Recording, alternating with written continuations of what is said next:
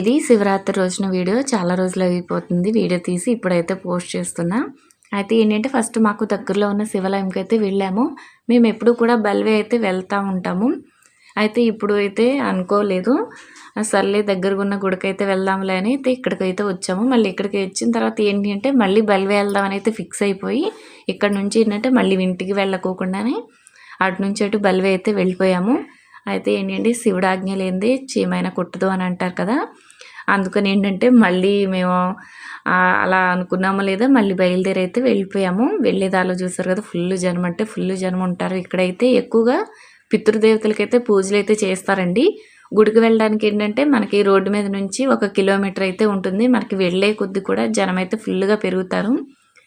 ఎక్కువగా పితృదేవతలకు చేస్తారు కదా, అందుకనే ఎక్కడెక్కడి నుంచో కూడా చాలామంది అయితే వస్తారు. ఈ స్నానాలు చేయడానికి కూడా ఇక్కడైతే కట్టారు.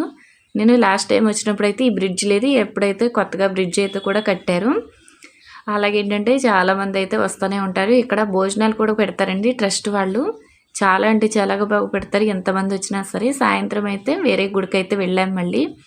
ఇక్కడ ఏంటంటే దీపాలతో అయితే శివలింగం అయితే తయారు చేశారు. చూసారు కదా చాలా బాగుంది. ఈ వీడియో నచ్చితే లైక్ చేయండి, సబ్స్క్రైబ్ చేయండి, షేర్ చేయండి.